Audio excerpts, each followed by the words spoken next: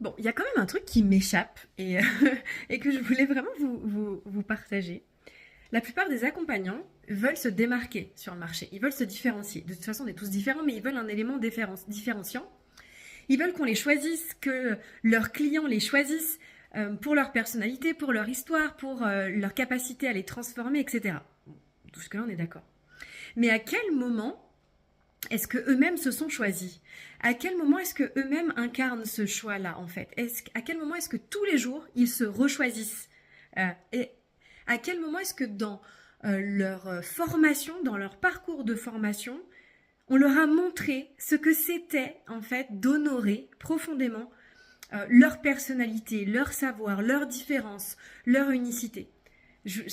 Moi, ça me paraît tellement incohérent à un moment donné en fait que dans les écoles, la plupart des écoles de coaching, vous êtes formés comme tout le monde, en fait. Vous êtes un numéro parmi tant d'autres. Et c'est le cas à l'école aussi, hein. Vraiment, à l'école, c'est le cas, ok. Il y a des cadres, il y a de la structure. Est-ce qu'on montre à chaque personne à quel point elle a un potentiel infini? Est-ce qu'on la traite vraiment? Est-ce qu'on lui renvoie en miroir ce traitement de faveur qu'elle-même aimerait recevoir de la part de ses clients? Est-ce qu'on normalise vraiment sincèrement à quel point elle a de la valeur en fait, pour être un reflet finalement de tout ce potentiel qu'elle a. Et pour qu'après, en fait, pour elle, ce soit normal que ses clients la choisissent. Il n'y a même pas en fait de questionnement, puisqu'elle aura reçu ce traitement de faveur-là. Et ben en fait, non, c'est pas normal. Il y a que nous, finalement, je l'observe vraiment en fait. Il y a que nous, notre manière d'accompagner ce niveau d'orfèvrerie et d'amour qu'on a pour l'humain, qui fait la différence. Et j'observe beaucoup, alors déjà j'ai enseigné dans plein d'écoles différentes, mais j'observe vraiment beaucoup à quel point ce manque de légitimité, il vient aussi parfois, bon, bien sûr de votre histoire, etc., mais il vient pas que d'un défaut de compétence, il vient aussi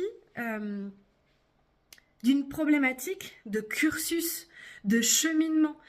En fait, vous n'avez pas eu en face de vous des formateurs, des gens qui vous renvoient toute la valeur que vous avez, tout le potentiel, à quel point l'humain dispose d'une intelligence intrinsèque extraordinaire, en fait. Donc, quand on parle d'incarnation, enfin, on dit souvent installez-vous à la table de millionnaire et vous deviendrez millionnaire. Mais c'est vraiment ça. Si vous n'avez pas normalisé à quel point vous êtes extraordinaire, si on vous a juste appris des outils, en fait, et rien de plus, mais comment est-ce que vous voulez pouvoir vous-même vous voir profondément? C'est pas possible. Et ça crée une dissonance intérieure. Donc apprendre, c'est super. Mais vivre, ressentir ce niveau de valeur-là, cette légitimité, ce niveau d'expérimentation, ce niveau d'orfèvrerie et à quel point vous êtes exceptionnel, c'est ça qui fait la différence.